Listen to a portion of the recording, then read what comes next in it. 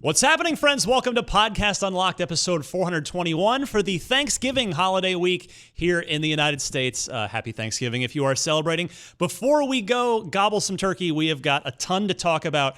It's Project Scarlett and Cyberpunk 2077. We've got a comment from CD Projekt Red about that. We'll talk about that. Plus, Phil Spencer talking about Scarlett as it pertains to virtual reality and if and when we might see VR on Scarlett. Plus, our first really any tangible anything on Playground Games' Fable reboot / Fable 4, whatever their Fable project is. So stay tuned for all of that and more coming up on this week's Podcast Unlocked. Podcast Unlocked.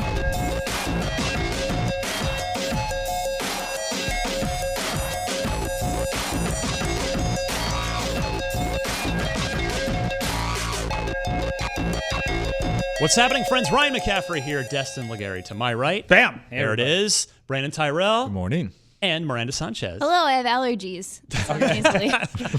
You shouldn't let me know. I would have put it in your lower third. Oh, yeah, that's my thing. At the top of the show.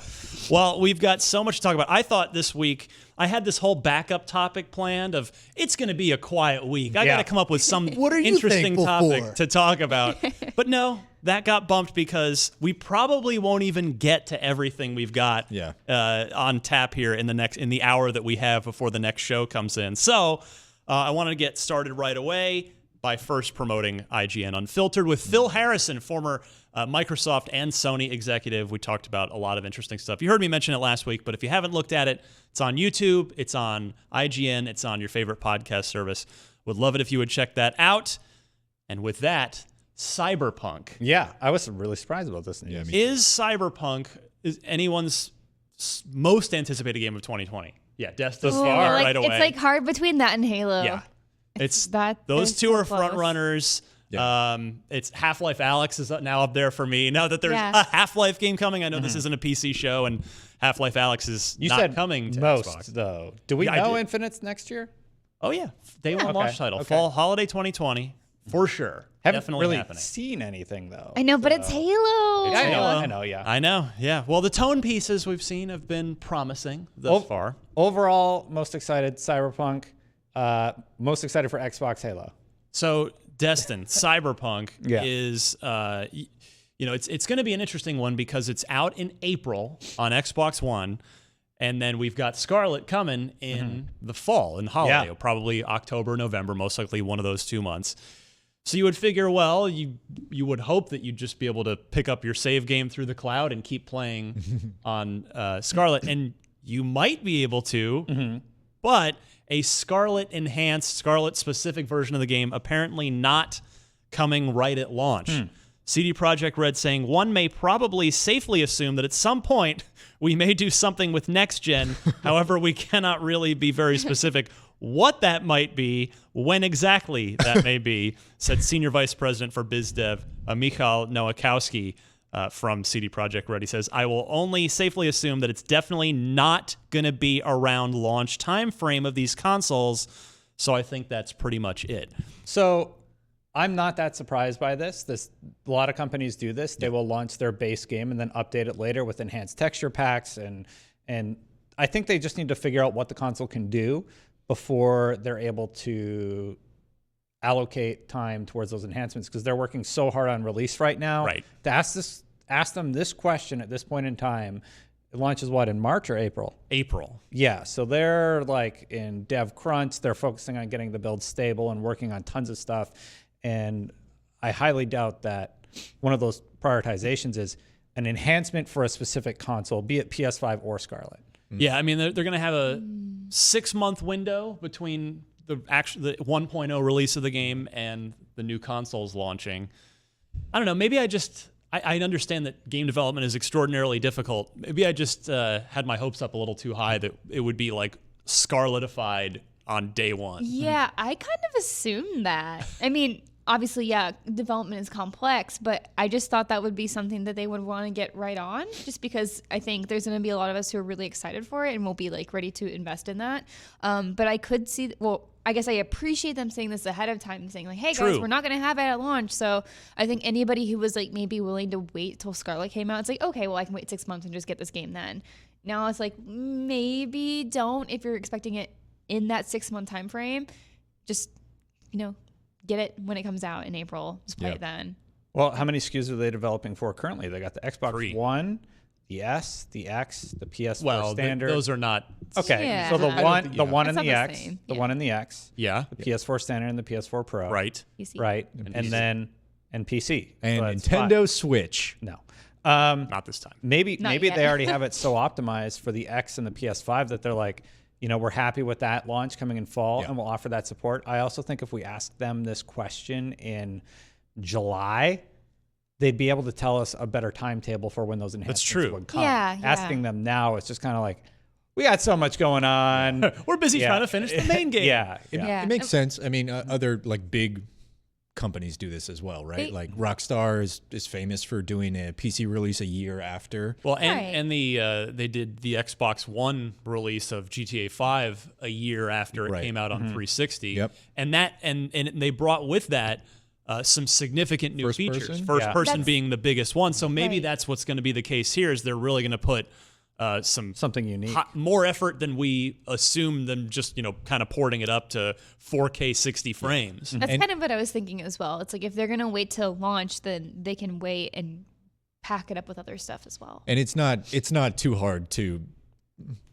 look into the future and predict that Cyberpunk is going to be a front runner for Game of the Year. So I imagine it's pretty easy to. I mean, on paper, if it turns sure, heading on in, paper, yeah. we'll see how it turns out. You never know. Exactly. But I mean, we've been doing this long enough where we can pretty well predict what Your spider sense. what tells games you. are going to make the short list, assuming that they all deliver sort of what we're expecting from them. But I could totally see a year after, maybe Q1, maybe early Q2 of 2021, where we get a sort of Cyberpunk 2077 Game of the Year with post-launch content coming to new consoles and maybe some other bells and whistles in it as well. Yeah, I mean, I think I just don't have the patience to wait. No. Oh, I have to play this absolutely game not. as soon if you as work possible. here, you're playing it long. Yeah. I mean, you have to, especially if you work in the industry, you have to play everything or you have to watch everything within the first 2 weeks. Otherwise, Which is like, I want to play it with Scarlett's minimal or non-existent load times. Yeah. That's true. I mean, of course, I don't know how the game is structured. For all I know, there might not be any visible load times once you're actually in the game. That's how that's a lot of games are. we that assume specifically is Scarlett a- will help load times. We're not 100% Yeah, sure. that specifically is a hardware enhancement. So Scarlett will help with load times regardless. It's not like they coded it for the X and then the additional speed. I mean, we don't boost of actually hardware. know. We don't know, We yeah. don't actually That's know. how hardware works, though. So I could say with 99% certainty that it would improve load times. It's like if you run it on a laptop, Cyberpunk, and you run it on a 2080 Ti maxed out, Right. it's going to have better load times with an SSD and all that. Similar to the X1 and the X1X, right? It's Yeah. like even if they don't Yeah. do anything and just do a straight port, I mean, the hardware automatically helps it. Yeah, you're totally right. It But transitions data faster, period. So, Right. yeah. Yeah, I mean, I wonder. They've talked. We've discussed how they've discussed that multiplayer apparently is happening as a down the road post release thing. and they're looking into ways to monetize it. Yes, but in non-disgusting ways. Hopefully. You would get value for your money, is And, what they said. CDPR as a company has a fairly good track record for this. I mean, God, the Witcher 3 DLC packs were basically standalone games on their own. Yeah, they were like for 10, one 20, price point. 20 hours a slice. Oh my goodness. And they were fantastic. They Yeah. weren't horse armor. That's for sure. Poor Oblivion. At least Never gonna live it Bethesda down. laughs about that now. But so maybe the laugh to keep inevitable Scarlettified version of 2077 will sort of be have the multiplayer, all that stuff built in, and do some other big and cool things that we're not even thinking about yet. But yeah, if you were thinking about maybe trying to wait 6 months and save the $60 and put it towards Scarlett and then pick up Cyberpunk in order to get the full next gen Cyberpunk experience. I can't imagine. You might want to reconsider that. I can't imagine that's a big subset. Like people who are super excited for Cyberpunk being like, I'm going to wait. Well, I until think there new are people. consoles." I absolutely do think there are people who like that. I'm sure there are. I think can't not imagine the people there's who are a ton like of them. clamoring to get this immediately, but people are like, yeah, this is a game I really want to play, and I'm okay to wait for it until it's Yeah. on next gen. Yeah. I mean, if you still probably can, people probably still will, but Yeah, I'm coming at it from the perspective of if this was a design or a decision certainly it wasn't. But if it was a decision to help boost sales during the launch timeframe, rather than keep people hanging on and waiting for that next gen version of it, I don't imagine like they're going to see a huge uptick in that subset of people. But I don't think that's what it was. I think it's just probably not going to be ready. They were just giving information. Mm-hmm.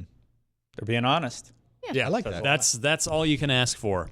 Now, speaking of Scarlett, don't expect virtual reality to be a part of the Scarlett ecosystem anytime soon. Oh no! Tell me how you really feel. What'll we ever do? Phil Spencer speaking to Stevivor saying, "We're responding to what our customers are asking for, and nobody's asking for VR. The vast majority of our customers know if they want a VR experience. There's places to go get those. We see the volumes of those on PC and other places," which is basically his roundabout way of saying they're not selling. VR is just not selling well in really any context. And then he says, I think so. He says, nobody's selling millions and millions. I think we might get there eventually, but yeah, that's not where our focus is. And it's, this is Xbox's history with VR is interesting only in the sense that they brought it out. They said they were going to do it back in the initial Xbox One X Scorpio announcement video. Like, this is going to do VR for us. And then that was the first and last time we ever heard about it. And guess what? No one has cared. Yeah. It's fine. We've moved on. Theoretically, yes, it's a powerful computer that can run VR, but like you said, where's the demand for it? Right? Yeah. And the way I look at it is not just the demand. I mean, that certainly makes enough of a case for Phil. But if you're Phil and you're looking at the 15 first-party studios you now have, and they're all working on new projects that are going to be Scarlett projects, do you really want to take? And you have a games problem if you're Phil Spencer that you have acquired and started all these studios to try and rectify. Are you really going to take even one of them to go make VR projects for what is clearly a small audience when you could have them make something that's a TV controller-based game that's going to have a much, much higher sales ceiling? It just doesn't make sense to use your resources that way at all. Right. And kind of when it comes down to it, like of the other features they're doing for Xbox, like if you look at, would you rather have xCloud or VR? Definitely xCloud. Right, because bandwidth is not unlimited. Even at Microsoft, you pick and choose your battles, right? Yeah, and I think they're being smart about this. I think everyone was just like, well, when's Microsoft going to have their VR thing? It's like, but do they need it? And I'm really glad they're coming in saying, not really. Like, people aren't asking for this. I don't think... Do you guys play much VR stuff? No, there's a few good games. Like, there's good games there are. VR. Oh, there's absolutely. like Beat Saber. Budget Cuts, I love. Yeah, Budget Cuts was fun. That was Goran back in was the really day. fun. Super Hot VR. Super Hot. That's the one I was trying to remember. I really, really like that one. And there's some others. There's like a climbing game that a lot of people like. Astrobot. And Half-Life is coming. Oh, yeah, the Half-Life dinosaur Alyx. climbing game, right? Yeah, so like, there's a I think lot it's just of a climbing game. Crytek. there's a lot of things that are cool about VR, but at the end of the day, I just want to sit down with my controller. Yeah. Like, and just like not have something on my face. Like, I think That's my thing. I even kind of look into like the mobile gaming VR stuff because it's a little bit lighter as far as VR experiences go. And like that's also just kind of fizzled out. Like it's really hard, I think, to find this market that's like wide set because I think the technology is still not quite there. So if you look at the SKUs, the most comfortable, best playing ones are the most expensive that require really like super up computer. And that's not really feasible for a lot of people, and it's getting better, but I think it still just needs a lot more time to develop and like find its place. I still feel nauseous like for a half day after playing VR. They haven't perfected the latency issue, which is what causes nausea in most players. And that's a bummer. So it did not catch on the way they thought it would. Even the VR market has to be fairly narrow. Yeah, and I think with that, like that's okay. Like there are people who really love VR and like super into it, and I hear them talk about it all the time, and like that's great. But I think it's really smart for Microsoft to just like wait, let that get developed, let it get figured out, and then maybe jump in whenever there's like more of an interest that's a little bit easier for people, and it's also like a better experience generally for people as well. Microsoft also owns the OS that all VR runs on, so they're like, well, you need Windows to run VR for most of these scenarios. I'm sure there's a 10% subsect that run it on Linux or whatever else they use. And yeah. An IGN commenter in the thread on the news story that I pulled this from off of our site made, I thought, was a really poignant comment, which sort of contextualizes this. Noted that PSVR has sold about 4.2, I think it was, million units. Which, wow. I mean, hey, I appreciate that Sony is doing it because I love the Batman Arkham VR game that they've got. There are, like, as we said, there are fun experiences, but to put that in perspective, Kinect sold over 10 million units. Mm-hmm. And everybody thinks of Kinect as like this big disaster that was a joke. And it's like, well, no, it's sold better than another console major peripheral the PSVR has. Mm-hmm. And that's not to make it a console war thing, but just to, again, contextualize the limited market for VR. I wonder what the conversion rate of that is. 4.2, because I don't want to. I was going to look up how many. Well, they're closing in on 100 mil, I think. Are they? Okay. They're getting up there. So, it's like 5, 6, 7% of their player base. It's like fewer than 1 in 10. It's like 1 in 20, 1 in 18. Which is really, really, really small. It's pretty small subsection of the So let's say you sell 4.2. Let's say optimistically 1/4 of those players are still regularly utilizing their PSVR. That's a million. That's an install base of 1 million active install that you can target towards, and then the odds of them playing your game, that's further reduced. Let's say by 1/4. So you're targeting a market of like. Well, I was going to narrow it down to like 250,000. Let's say 500,000 people. Sure, yeah. Versus that's the thing, is there isn't as much competition on those platforms for games, right? Like a Vader Immortal or Batman or like those games are sort of the killer apps for VR, really, because there just isn't much out there. I kind of disagree with that. I think there are like really great VR games out there. It's just that they're not necessarily licensed and they're not necessarily those AAA studio experiences. Like, these are studios that are developing for VR with the intent of, okay, how do we make this best game possible within the context of VR, and how do you utilize that as like its space? Kind of like whenever you have someone developing for like an arcade game, right? Like the way you play arcade games is so inherently different than any other kind of game. Yeah. And so while maybe we know the ones that are like noticeable because they are tied to a property, I think they're like great ones out there that have kind of ascended past that. Definitely. Like companies like Servios have been doing this for like 5 years. Good and example. They have Lone Echo, and they've got a bunch of really great games out there. And the more I think about it, the more I think the people who own VR headsets are probably more in tune with what's out there than we are. But what's the app that's going to get you to buy a PSVR? Right. Is what I'm thinking. Well, I mean, I'm glad you mentioned that because, again, not to just keep mentioning this on an Xbox show, but Half-Life Alyx is going to be, regardless of how it turns out, it will sell index. It is the closest thing that VR has seen.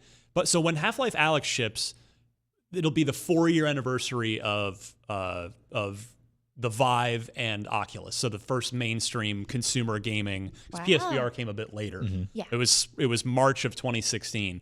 So in 4 years, it'll have taken 4 years for there to be the closest thing yet to a killer app. Sure. And we don't know how Half-Life Alyx is going to sell, because what is the market really, and what does success look like for one of those? But yeah, like that's kind of telling that you couldn't even name a killer app for VR until Half-Life ships. Xbox has tried diversifying their portfolio of options for gamers with Kinect and with the Xbox One launch, and how they were going to separate all their options there. Yeah. And I think in the long run, they're like, that didn't work. We're just going to focus on the console. We're going to focus on gaming, and maybe VR will come later. And the infrastructure. And the infrastructure. And right now, it's just...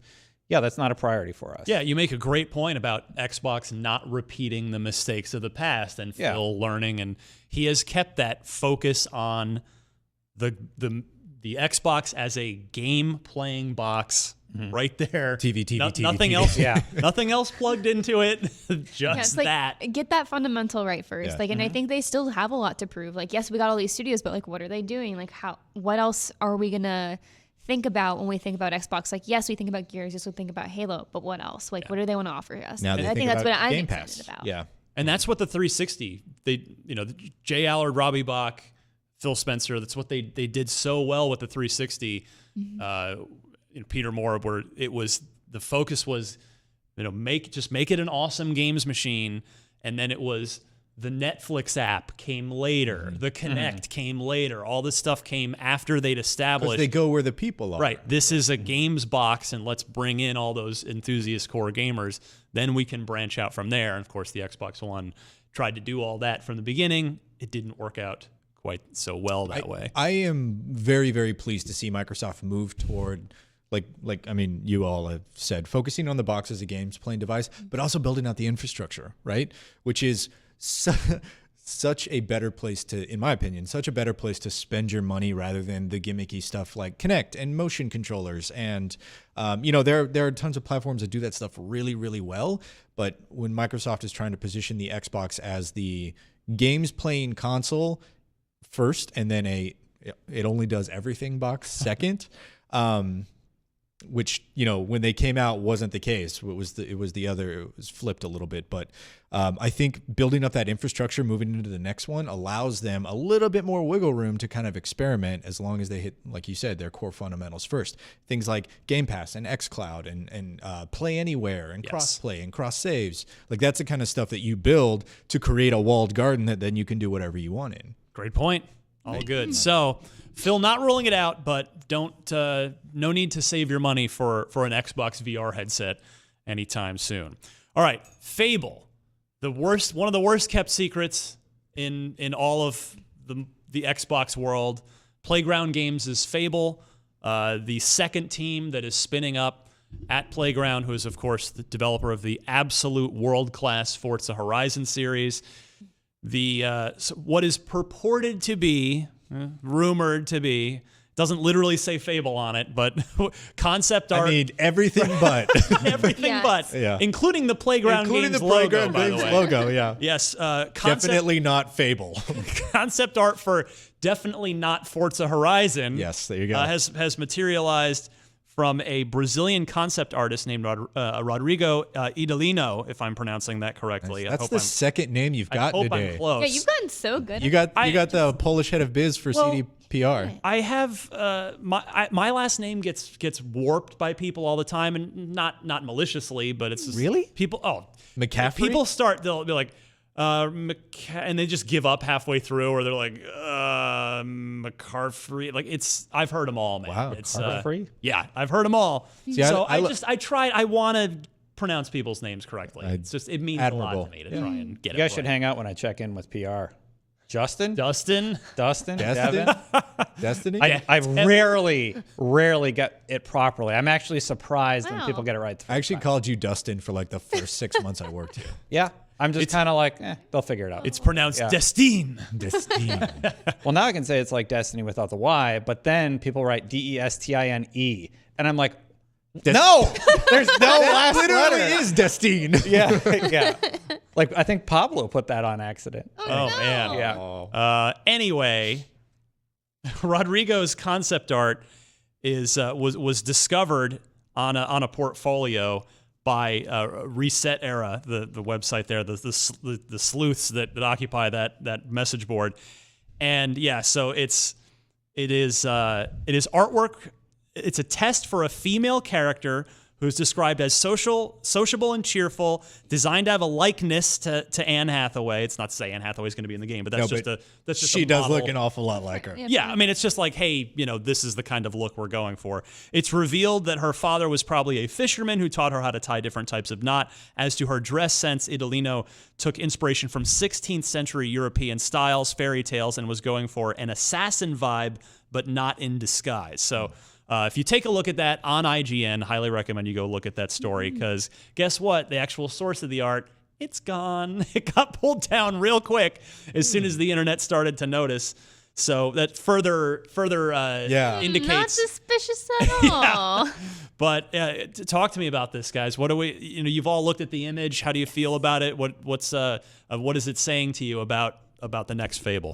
Right off the bat, I love that it looks like it's going to go more into its fantasy roots. I think it was last show where we were talking about how I personally didn't really love that Fable 3 went in more of the industrialized route. I agree with you completely. This seems like it's going more. And yes, 16th century is not, way back in the day fairy tale sort of stuff, but that the fairy tale sort of genre is generally based off of. But I think it hits all the right notes, right? Like you got your swords and your fancy dress, and there were no like spy glasses or flintlock pistols or anything like that. So I am really optimistic from what I've seen so far, and the fact that she's sociable and cheerful means that we might actually have some strong supporting characters if this is not a protagonist. Right. I really loved it. If it is real, which seems like it probably is. It's a mystery. Could this have been faked? Yes, it could have. An artist could have made this, put the Playground logo. But come on, you it. pull it down. But I mean, people have tried to get their 5 minutes of internet fame for weirder reasons than faking this. So it could be fake, but it's probably not. Yeah, I mean, I think if you really wanted to like disavow it, even if it was real, you're just like, hey, our fan base is great and they are very passionate, and some of them create, things that they would like to see. We can't wait to show you more later on, rather than just remove it. Right. Well, the other factor is that this is a professional concept artist. Yeah, I know. I know. Who happens to be a big fan of Fable. Yeah. And the artwork actually looks great. It's sort of the aesthetic that I was hoping for Fable. I think it strikes a good balance of, on the last episode, I talked about how Xbox doesn't have more adult-themed games, like more violent, I suppose. Not violent. M-rated themes and... Yeah. Just adult theme, but not... Moving away from like that rare aesthetic that we've seen a lot of. Yeah, and I think this is a perfect striking of balance between those two areas, and I'm really excited to see more and more characters. Looking at the artist's profile, he does a really, really good job of aesthetic. He had a character for a different game that... honestly, you could just take and plop right into the Fable world, and I could see it fitting. The rogue thing that you're talking about? The rogue thing that I was looking at, and I'm like, oh, that would be interesting, because like if he's developed multiple classes, then I'm really, really excited to see more. I hope we hear more about Fable 3. E3. Fable 4. 3's already out. Fable, whatever. Fable next. Yeah, Fable next, and the direction they're taking it. Somebody actually compared the house from one of the games to his concept art, and they're like 1-to-1. Yeah. I don't see Microsoft putting a 4 on this, because I agree. Just 3, not that 3 was a bad game, but it's sort of the old era, and I just feel like they're... But Ryan, it's either a straight reboot and we're starting over, or maybe they'll do it kind of God of War style, where it's kind of a continuation of the universe, like Kratos and God, like it's all that stuff from the God of War trilogy happened, but this game is called God of War. It is sort of a new tone, a new passing style. the torch, like we've seen in Gears. Yeah, exactly. Halo does not have a number on it this year. I just don't see this having a 4 on it. It's a new day, regardless of whether it's a reboot or still a continuation, but just not. What if the 4 was there instead of the A, Ryan? Get out of here. I don't know if you get out. That won't pop up on camera. It won't. I'm glad it won't. Hey, Destin. 2002 called. It wants its game title back. F-Forble. Fable Revengeance. Oh, I wish the camera could see it. I'm so glad it can't. It's pretty bad. It's bad. It's the best. I love that you disrupted the show, reaching across the table for the pen just for that. I had to see it. Had to do it. Had to see it on paper. I could imagine a marketing team running with this. To be honest. I'm sure. Stop. Don't give them ideas. I'm sure someone it was already at least down. floated at one somebody, point. Yeah. Somebody put that. All right. What about this? Get out of here. Fable 4. Fable 4. I really do hope that this 4 is an A in lead speed. Ooh, it could be like F4, and then the 4 could go to the end, and then it would, like ABLE would come in, and the 4 would go over here. That could be the animation for the logo. Huh? Oh my God. I'm sure that would go over very well on the logo hit F4. Then the 4 goes over here, and it's Fable. Then like mystical dust. Meeting, some C-level marketing exec like, lead speak. Yeah. What's going on in lead speak? 4s? 4s are hot. Okay. Sir, the lead speak's been dead for 12 years. What if we make the E a 3? Just screw it. Go all in. Somebody over at the PR firm developing this right now. It's like, guys, we got to go back to the drawing board. I hated it. IGN's goofing on this whole thing right now. We better go back to scratch. Go ahead. I was just saying, I really hope we do see this at E3. Me too. It would be so nice to just tell us, just show us, please. Mm-hmm. The more time goes on, and the more we just came off of XO19, and I think you're 100% right, Miranda, because I think it's all building towards E3, and I think Microsoft is just like they are just stacking up all their chips, and I think at E3 they're just going to push them to the middle of the table because dude, 6 months before the console launches, like that is when to make an impression. Yeah, and believe me, I'm not saying at all that Fable's coming out at launch, but I think what if it did? it won't. But what if it did? That would be great. I won't, but what if it did? Cool. But I do think that they are going to just every E3 we sit here during and after E3 and go, Microsoft had a really good solid E3 because they've had nice presentations, but they've not had the same kind of megaton stuff that Sony's been able to do for most of this generation with the God of Wars and the Last of Us's and the Spider-Man and what have you. But yeah, I think this E3 when Scarlett's really out there, they're going to say, okay, we're launching with Halo and we're going to show off a ton of campaign and multiplayer, but I think they will announce Fable. They're going to drop some heavy hitters. Are we doing the 7th month in advance E3 prediction show right now? I mean, maybe. Minute, I think one thing that they might take a note of too is Nintendo's done a great job of being like, hey, these are the things that we have coming that are our big property titles that you will have this year, and this is going to be next year, and this is going to be far in the future, who knows when, but it's coming. And like they can just really hone in on that. And I know we really are excited about having those faster turnaround games. It's like, oh, we only have a few months until this is out. Here it is. But I think it will benefit them to tease those things, like especially with Fable and like something that everyone is, I think, within the Xbox community very excited about. That's a really great point. Because we've heard Phil say that he doesn't like to announce things way far out anymore because they got burned on. Scalebound didn't work out. Sure. Crackdown kind of went to hell too. But we've already seen Phil, without explicitly saying it, we've seen him back off of that. Yeah, and I think at XO19 they announced Everwild, which isn't coming out till for quite a while. They didn't even put a year on it, let alone a date. And same thing with Grounded is early access in the spring. So yeah, I mean, I think you're right. They're going to be in a position with all these studios now where they can show some far down the road stuff because they'll also have some near-term future stuff at all times. I think it comes down to having meaningful promotions there, right? Like it doesn't have to be a lot, but just like give us something that gives us an idea of like a tone, and then next time maybe some characters, and then next time maybe nothing, just because you want to give it a break. And I think that can go a really long way. It's just about doing it right. But I also know that can be a hard thing because if you look at with Gears 5 cycle, people just wanted to see the campaign, and Coalition just kind of wanted to like put the brakes on that and show everything else that you're doing that was really cool.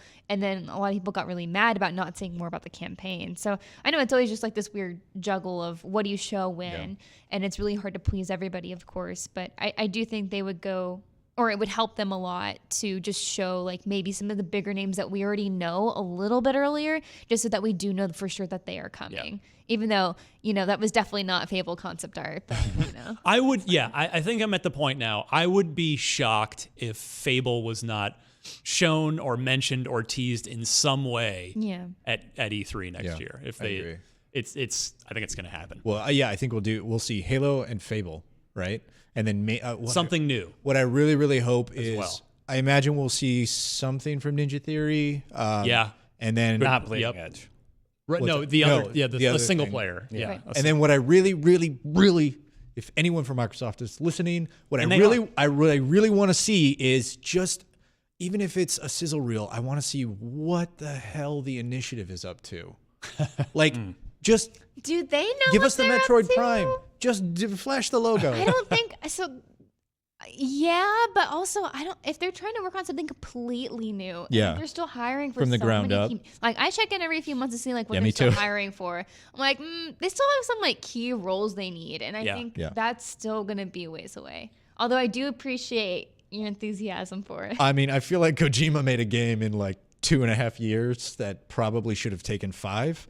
Well, he had a finished engine handed to him. Yeah, exactly. Which helped their pipeline a lot. Just saying, like I don't know how they're gonna get it, but just find one. Find something. But even if it's like the Bring me an engine. even if it's like the EA press conference Star Wars sizzle, where it's just a bunch of people with doodle pads, and they're like, we really love Star Wars, and we draw Star Wars, and was Death Stranding really 2.5 years? it was fast, wasn't it? It was like It Might have been a little longer, was but like- it wasn't much. Because he announced the partnership with Sony 3 years ago. Metal Gear 5 came out in fall 2015, if I remember correctly. Goodness. And he was If anybody gone wants there. to double check me, and then and So 4 years, let's say And there 3.5 or was 4 3.5 years. years. roughly well. by the time That's still pretty impressive. it's really really fast to spin up a studio. and turn around a AAA level game. Yeah, Yeah.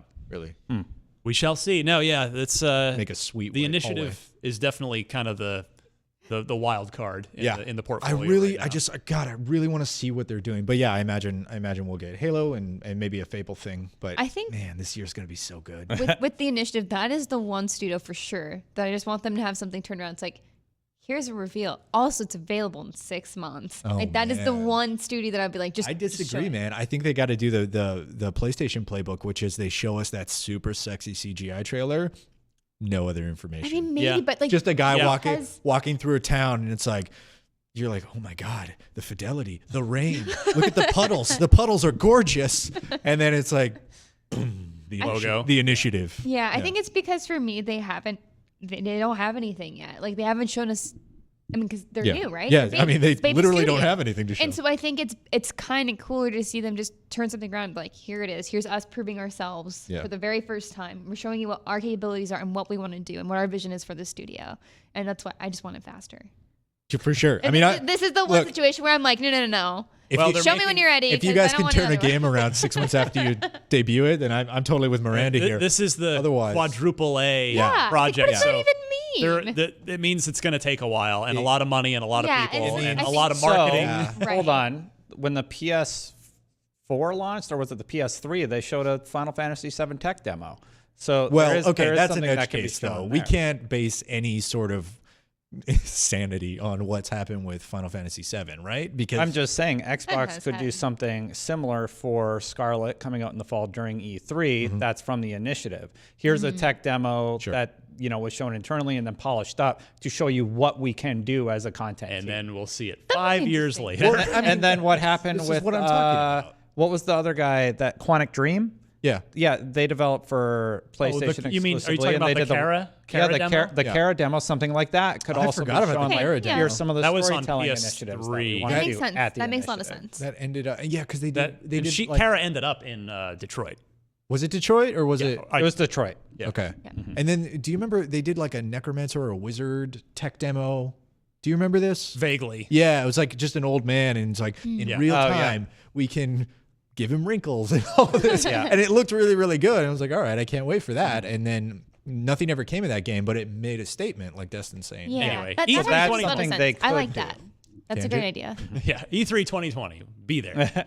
Okay. Please. Speaking Be of there. rumored new video games, Resident Evil 3 is allegedly getting a remake if the sources of a popular YouTuber and Eurogamer are to be believed.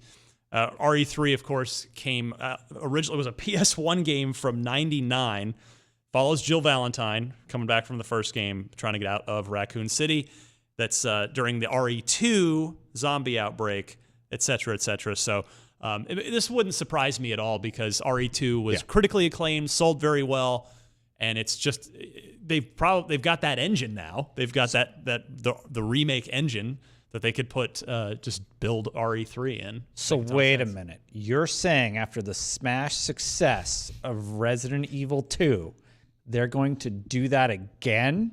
I know it's shocking. That seems shocking. I know Does it have the it's tofu mod unprecedented thing? in Definitely. gaming. I'm sure it'll circles. have tofu. Yeah. It's not the tofu It movie. better have This is- tofu. That's all I care mean- about because I'm too scared. I'm a coward. So I might ruffle some feathers, but can we all agree objectively RE3 is the worst Resident Evil in the mainline series? How I dare don't you. I mean, know. everybody forget loves Resident 2 and Evil 4. 5. Stars. 5. 5. Well, no, 6 was horrible. Yeah, I okay. love 5. Mitch Dyer and I co-opted all the way through 5. And Here's the had an thing: awesome is time. the mainline series only goes up to 4, and then picks up at 7. Oh, I see. Yeah. 4 is the best. No, right? 6. Like 4, maybe 2. I remember playing. I edged 2 out over 4, but I honestly I played 3 and did not like it. Yeah. Miranda probably didn't play many. I didn't play any of these. Yeah. Like I just said, I am a coward.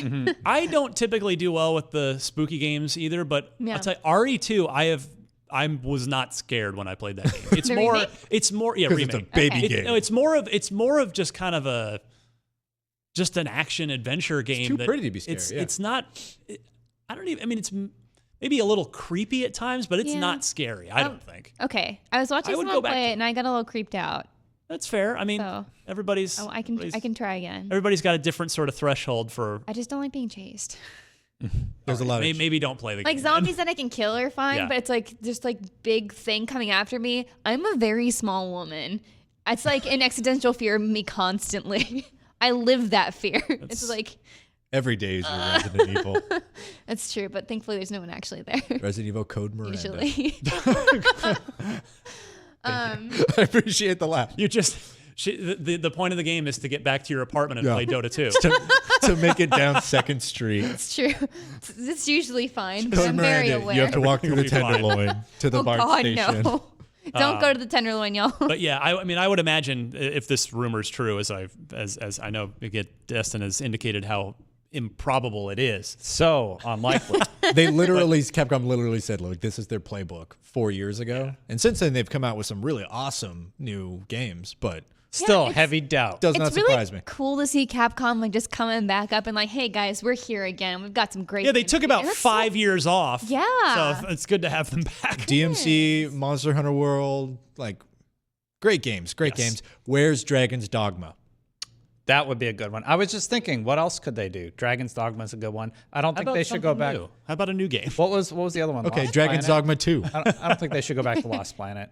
2 was Nah. a pretty I was big dub. I was fine off. It was Yeah. that was a game. It was a good game of its time. Yeah. I don't think it would. It was a launch title, wasn't it? no, not quite. Really? But it was. Well, the first one first came year. pretty early. Dude, I rented that from a Blockbuster Oh yeah, to give you an idea of how old back in the it day. is. But yeah, I wonder. I would suspect that it could even be the RE2 remake team. This Yeah. is probably their next project. Yeah, I imagine is doing RE3. this is what they do now. And then we're going to get RE4 remaster and everyone That'll be a good one. will Which go one's nuts. Which one's 4? Like, where was that one? 4 is like the gothic horror one Okay. where it was the first time you were over the shoulder rather than the tank controls. Yeah, okay. Las Plagas. Because like I It's haven't more of a actually played these, but I traditional do action know Tank about control? them because like they're Yeah. important The to people. chainsaw guy with a bag over his head is like Okay. the iconic Yeah. villain that a lot of Leatherface. people see. Yeah. Really, really creepy. Excellent aesthetic. Like you're in a small People towns cosplay that. and- It was I know it these. was God, like I love that. Eastern Europe or Or- something, was it? Cool. I think it was. I think they were Italian. Okay. I don't know though, but it was super. It was just great. I love 4. Speaking of game rumors, the rumor no more. Saints Row next. The next Saints Row game is again whether it's a reboot or 5 remains to be seen. But Deep Silver still? this is testing pronunciation skills again. Oh, here we go. Koch Media CEO Clemens hold on. Kundratits. Okay. Maybe. I think I don't feel very confident on that. Kundratits. Congrats. Yeah. Says Clemens Saints Kundrat. Row is very close to our hearts and we'll talk about it next year. For the time being, we just wanted to get the word out that it's coming and it's going to be great. Oh, I'm glad it's going to be great and not terrible. Like if the CEO would have said it's going to be terrible, I would have It's been very coming and- concerned. Oh, Dustin. Jesus, man. It Well, might- like, he can't say anything else. Like, Yes, of course he said it's going I to know be the great. headline developer thinks their game is good is Yeah. not news. So the problem is but that he said great, not fantastic. see, So maybe we should be worried. he's putting a ceiling on it that it can only be an 8.0. 8. Yeah, Yeah. Forget the 9, forget the 10. It's an 8. because everything revolves around our review scale. But yeah, the thing is, we had heard that, let's back up a second. So through mergers and acquisitions, Volition came to be reunited with the Red Faction IP that they originally developed, but was sent elsewhere as a result of the THQ bankruptcy. Gosh, that's 10 plus years ago now. But anyway, long story short, THQ now owns Volition again, THQ Nordic, because they bought Koch Media. Yep. So it's all back together where Volition has Red Faction and Saints Row at their fingertips again. They own them. So we weren't sure if Volition's next game would be a Saints Row or if they might go ahead and take Red Faction back up, which could have been interesting after such a long absence. But we now know it's going to be Saints Row. Destin, do you think it's a 5 or do you think this is a reboot? It'll be Saints Row next. Well, that's just what I wrote. Yeah. Oh, well, Interesting. I don't think it'll be 5. I think they'll. You think Well, reboot? I don't know. Depends if they use the main character or not. I was just thinking about Saints Row and the company that acquired it. Wasn't there a zombie game in development at some point that just never released? Oh, Dead Island Island 2. That was Dead Island 2, Isn't that- yeah. That's still. It's still in development, according that wasn't apparently. Volition. That was, but publisher wise, yeah, you're Deep Silver was published. Yeah, it's Yeah. Deep Silver, right? Yeah. That's never came out. No, never came out. It is theoretically still in It's development. dead. Come on, like Dead I don't Island. know. No, wait, that was not long ago where they had Yeah, said they- it's still in they said development. they're We were still all working like, on it. why? I remember looking yeah. at, earlier this Well, they week had they that- do it for the E3 sweep. Well, we just did like a list of the best trailers, and Dead Island 2's trailer was one of them. Yeah. No, that was the original Dead Island with the little girl. The roller Yeah, skating yeah. down the Well, he was jogging. Right? California. Oh, jogger. Thank you. Yeah, whatever. I played the reason I bring that up is because I played the last Saints Row at a PAX, and I played that Dead Island because they were both developed by. Wait, Dead Island 2 was playable at some Yeah, point? I've played Dead Island 2. I think it was. You It might- was What? during a PAX. Seriously? Yep, absolutely. Anyway, Saints Row. And they're It's just like Crackdown. It wasn't Riptide that you were thinking of? no. Oh, okay. Saints Row, Destin. So you're thinking reboot. Well, I honestly don't know. I don't think they should reboot What do you it guys think? 'Cause because- yeah. It'll be 5. Really? That brand isn't strong enough to stand on its own. I vote reboot. I do think it's strong enough, but I think In and out. attaching a number that high makes it limiting for new people to play it. I But agree. but it also lends it credence, right? You're both right, but I lean with Miranda on this one because Fine. Well, I guess my services Yeah, you are no longer Get out of needed here, Brandon. Just kidding. take please your stay. take your perfectly Oh, here we go. matched color shirt for this podcast and you go. It's the second week in a row I've worn green on accident. But Wow. for me, I think it's been gone for a while. Yeah. 4 wasn't like beloved as this amazing game. Not to say it was good, but 2 and 3 are the ones everybody loves. Yeah. And story, like they've completely painted themselves into a Oh, corner. dude, you're the president and during an alien invasion, It's and you gone, can fly. It's gone so far. I think they have to start over. And with the tone of hopefully 2 or 3 or somewhere in the middle of those two, where it's goofy and fun and funny, but still kind of grounded in reality. That's where I think Saints Row shines. Because after 3, it just got patently absurd. For me, it got too silly and Yeah, absurd. me too. Absolutely. Me And- too. And some people love that, and there's an audience. It for started out rooted in stereotypes. It started was out gang- as a Grand Theft Auto San Andreas clone. but it was like Well, you get It was like stuff. yeah, it was. But it was a San Andreas clone, and it was a pretty good one. I reviewed one. I don't know if I reviewed. I think I reviewed 1, 2, and 3. Jesus. Back to OXM, OXM. and not here.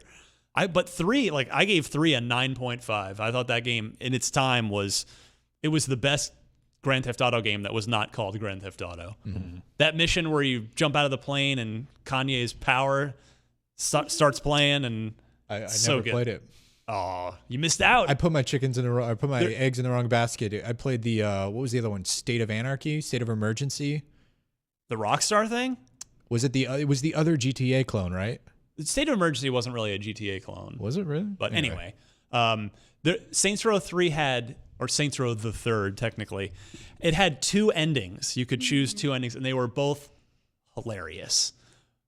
I won't look them up on YouTube. Oh, so two was already leaning into the humor then. Oh yeah. Yeah, I think it's progressively more silly, but I think that was like part of its like identity. Yes. And like that's what we liked about it, right? Like it kind of made itself set apart from just being like a GTA clone in that way.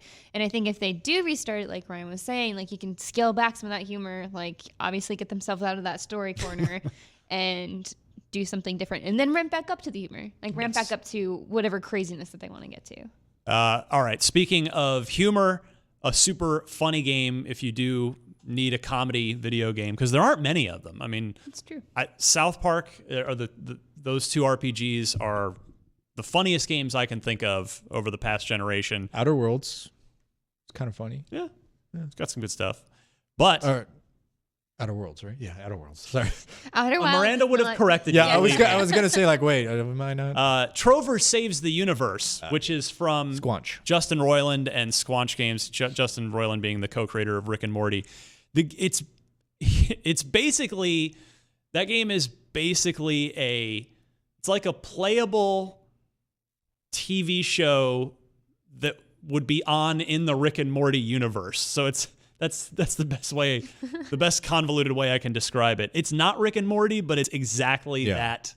I mean, art style and humor and tone. And Rick and Morty has multiple interdimensional television episodes where it's full of stuff like Stuff this. like just this, exactly ridiculous right. premises. So the game had come out on PC and PS4 because it actually, speaking of VR, it had PSVR support. Yeah. Because you're I believe it's a Chairlorian or something. Your character is confined to a chair and you float. It's like a floating chair, which was sort of like you're sitting playing VR anyway.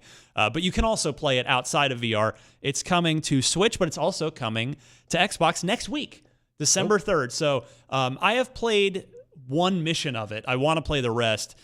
And I laughed hysterically at this. I probably had not laughed more at a game since South Park. Since the South Park games. Now, of course, if you don't think Rick and Morty is funny, you're probably not going to like this either. But if any of that sounds appealing to you, you might want to check that out because it's coming over to Xbox next week. Okay, loot box. All right. The loot box question. Let's make this quick. We're technically over time, so it's only a matter of moments before we get thrown out. Eric Wallace, I wanted to do this so badly last week, but we were in the process of getting thrown out. Eric Wallace, who I know is a longtime Unlocked fan, very nice guy, says, in honor of episode 420 last week, what are some of the best high moments in games? He says Far Cry 3 with the flamethrower and Arkham Asylum with Scarecrow's fear gas come to mind for me. What do you guys? Can you think of any? Cool... Skyrim, when you finally reach the top of the throat of the world. Yes. I think that's really like a nice high moment in a game. So literally high. We're going. Okay, that's fine. You can. That's a valid answer. Hey, mine's GTA. Elevation, y'all. GTA 5, the psychedelic freefall moment where he takes that drug and is just free falling over the city. And the aliens. And the aliens come in later. But I don't remember. God, it's been years. But the song that plays during that moment, and he's having like either an internal monologue or he's talking to somebody, that whole experience is just like ethereal, really. That you just feel like you're in another body in another world, and that's, I imagine, what they were going for. Yeah. That's an excellent moment. If you haven't played it and you're not going to play it, check out that segment on YouTube. Miranda, anything come to mind? I had the same one as yours because that was the one I could really remember. Well, just take it. Go ahead and take it away. Well, it's Red Dead Redemption's 2 Drunken Bar Fight. Yeah, where you get real hammered. Yeah, and that start was like a fun fighting people in the bar. Funny. That, and then I also liked getting high is not like it's not very common in games. Right. So it was really hard to answer this, but it's like, well, I like getting drunk in games. Like if you're trying to, it's like a Sea of Thieves, right? Where you can go get drunk. Oh yeah, and just like you throw barf up on your friends' faces. I was like, I'm pretty sure that's the one where you're just barfing on everybody. That's pretty fun. Yes. Destin?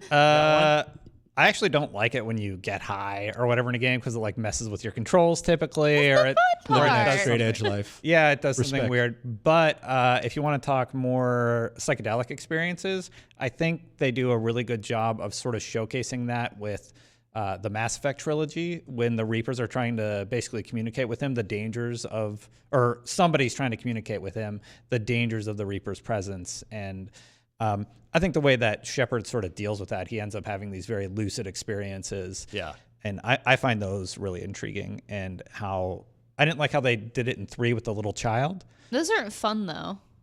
No, but I think they serve a narrative purpose. Yeah.